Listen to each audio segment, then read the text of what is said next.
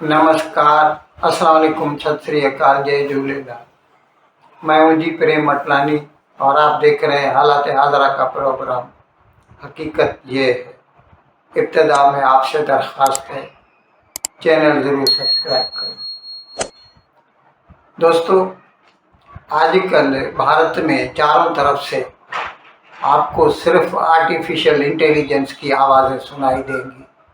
वजह उसकी साफ है, पिछले 4 दिनों से भारत में एआई इम्पैक्ट समिट हो रहा है नई दिल्ली में, जिसमें 45 मुल्कों के मंदूबीन और तकरीबन 20 मुल्कों के हेड्स ऑफ गवर्नमेंट या हेड्स ऑफ स्टेट यहाँ पर आए हुए हैं। और जिस सिलसिले में मैंने तो लगातार यही प्रोग्राम करता रहा हूँ। किस तरह फ्रांस का सदर इमैनुअल मैक्रोन आया हुआ है, जो कि पहले तो बम्बई आया था फिर वहाँ से वो दिल्ली गया। फिर ब्राज़ील का सदर लुला डी सिल्वा और इस तरह दूसरे कई तकरीब यूरोप के तो बहुत सारे आए हुए हैं, एस्टोनिया, सर्बिया, क्रोएशिया। तो सब लोग चारों तरफ से सिर्फ एआई की बातें ही सुनाई दे रही हैं। और कल मोदी उन सब से मिला, और ख़ैर आप वो तस्वीर भी देख सकते हैं। लेकिन यहाँ पर आज का प्रोग्राम जो है वो इस पर है कि मुकेश अंबानी, जो कि भारत का सबसे अमीर तरीन आदमी समझा जाता है, उसने अपनी तरफ से ऐलान किया है कि वो आर्टिफिशियल इंटेलिजेंस और क्वांटम कंप्यूटिंग, क्लाउड कंप्यूटिंग, इन मैदानों में आइंदा चंद सालों तक मतलब काम शुरू हो चुका है। 110 बिलियन डॉलर की सरमायाकारी करने जा रहा है। अब आप खुद सोचिए, ये 10 लाख करोड़ रुपए की बात हो रही है। और इसी तरह इसका काम शुरू हो चुका है। 100 मेगावाट का एक डेटा सेंटर जामनगर में, जहाँ पर उसकी रिफाइनरी है, जो कि दुनिया की सबसे बड़ी रिफाइनरी है जो है, वहाँ पर वो एक डेटा सेंटर बना रहा है। और इसका जो रेस्पेक्टिव जो कंप्यूटर इंफ्रास्ट्रक्चर होगा वो पूरे हिंदुस्तान में फैलाया जाएगा। इसके अलावा मैं कल भी आपको बता चुका हूँ कि अदानी, गौतम अदानी, जो कि दूसरे नंबर पे आता है, कभी कभी तो वो ज़्यादा अमीर दिखाई देता है, ये तो शेयर की प्राइस के ऊपर मुनहसर है। उसने भी ऐलान किया है कि वो आर्टिफिशियल इंटेलिजेंस में डेटा सेंटर में जो है 100 बिलियन डॉलर जो है सरमायाकारी करने जा रहा है। और इससे पहले मैं आपको बता चुका हूँ, 2-4 प्रोग्राम किए, कल भी मैंने बताया था कि किस तरह माइक्रोसॉफ्ट ने, गूगल ने कल बताया, जैसे सुंदर पिचाई का मैंने प्रोग्राम किया था कि उसने 15 बिलियन डॉलर की लागत से वाइजैग में या विशाखापट्टनम में डेटा सेंटर का काम शुरू कर दिया है। और उसके अलावा वो एक फाइबर ऑप्टिक केबल बिछा रहा है जो भारत और अमेरिका को जोड़ देगी, जिसके थ्रू डेटा रियल टाइम में ट्रांसफ़र होगा। और फास्टेस्ट जो है, ये तो आपको इल्म है कि इंटरनेट तो है ही है, लेकिन उसमें डेटा डाउनलोड करना या डेटा अपलोड करना, ये जितना फाइबर ऑप्टिक के थ्रू होता है इतना फास्ट किसी और ज़रिए से नहीं हो सकता है। Whether it be satellite based, wireless based, wifi, anything, ये फाइबर ऑप्टिक से ज़्यादा फास्टेस्ट नहीं हो रहा। और इसकी वजह से वो डेडिकेटेड एक फाइबर ऑप्टिक केबल बिछाने जा रहा है। तो कल तक तो हमने ये सुना था कि तकरीबन 250 बिलियन डॉलर की इस मैदान में सरमायाकारी हो रही है। अब अगर उसमें हम 100 billion dollar, 110 billion dollar Mukesh Ambani का जोड़ दें, तो ये 360 बिलियन डॉलर तक की इन्वेस्टमेंट हो रही है। और वैसे भी मैं एक प्रोग्राम में बता चुका हूँ कि ये भारत की अपनी एक इनहेरेंट जो है स्ट्रेंथ है, क्योंकि भारत ह्यूमन रिसोर्सेज के मामले में किसी से पीछे नहीं है।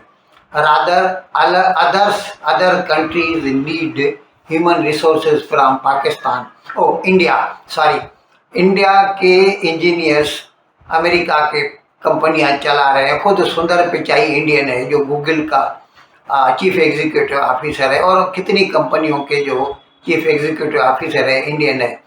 तो as far as human resources or the human capital is concerned, India has no dearth of it. हाँ, पैसे की बात थी तो इसमें भी अभी न सिर्फ हिंदुस्तानी सरमायाकार बल्कि बाहर के भी लोग आए हुए हैं जो भारत में पैसा लगाना चाहते हैं। अच्छा, कल जब इन्होंने ऐलान किया कि और ज़्यादा कोऑपरेशन के साथ काम करेंगे, और स्टेज पर बड़े बड़े चीफ एग्जीक्यूटिव ऑफिसर खड़े थे जिनके साथ भारत के वज़ीर आज़म जनाब मोदी भी थे, और सब लोगों ने हाथ मिला के एक जैसे यकजहती का इजहार करने के लिए एक फ़ोटो खिंचवाया। तो उस वक़्त एक अजीब बात दिखाई दी कि एंथ्रोपिक जो कंपनी है जिसने क्लाउड कोवर्क बनाया है, जिसकी वजह से भारत की सॉफ्टवेयर कंपनियों के शेयर डाउन हो गए हैं, क्योंकि वो एआई के थ्रू कहता है कि बहुत सारे इंजीनियरों की ज़रूरत नहीं रहेगी। उसका जो चीफ एग्जीक्यूटिव ऑफिसर है एमोडाई, और ओपन एआई जिसने चैट जीपीटी बनाया हुआ है, जो पहले मैदान में आया था, ओपन एआई कंपनी माइक्रोसॉफ्ट का उसमें हिस्सा है, उसका जो चीफ एग्जीक्यूटिव ऑफिसर था सैम अल्टमैन, दोनों ने आपस में हाथ मिलाने से इनकार कर दिया। तो ये है कंपटीशन का मामला। अब यहाँ पर कह सकते हैं कि जब बड़ी बड़ी इन्वेस्टमेंट्स हो रही हैं, हज़ारों बिलियन डॉलर्स की इन्वेस्टमेंट्स है, और ख़ास तौर पर हार्डवेयर के मामले में तो अमेरिका सबसे आगे है, दूसरे नंबर पे चीन या साउथ कोरिया आते हैं। तो वहाँ पर भारत कहाँ खड़ा है? तो भारत भी अपनी सही पूरी कोशिश कर रहा है, और हमने ये जो जैसे मैंने बताया था सेमीकंडक्टर मिशन 2 लॉन्च कर दिया है, और अभी हमने एक सेमीकंडक्टर 2 नैनोमीटर वाला बनाया है, मतलब डिज़ाइन किया है, जो कि हमने ताइवान की कंपनी को फॉर्जिंग के लिए भेज दिया है।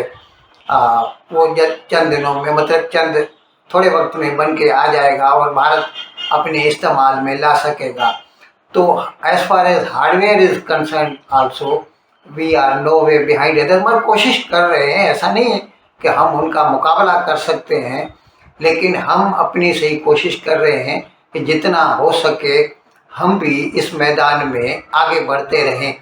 ये हो सकता है कि क्योंकि हमारे इतने डीप पॉकेट्स नहीं हैं, तो हम उनके साथ सीधा मुकाबला न भी करें। ओपन एआई यानी चैट जीपीटी, या फिर माइक्रोसॉफ्ट वाले हैं, या दूसरी जो भी कंपनियां हैं जैसे ये एंथ्रोपिक वाले हैं, अब हम अगर उनके साथ सीधा मुकाबला न भी करें तो इतना तो हम कर सकते हैं कि हम ऐसे सॉफ्टवेयर बनाएं जैसे कि भारत का सॉवरेन एआई सर्वम वाले ने बनाया है, जो कि भारत की 22 ज़ुबानों में जो काम दिखा रहा है, वो तो चैट जीपीटी भी नहीं कर सकता जो है, और डीप सीक भी नहीं कर सकता, दूसरी कोई कंपनी दुनिया की नहीं कर सकती।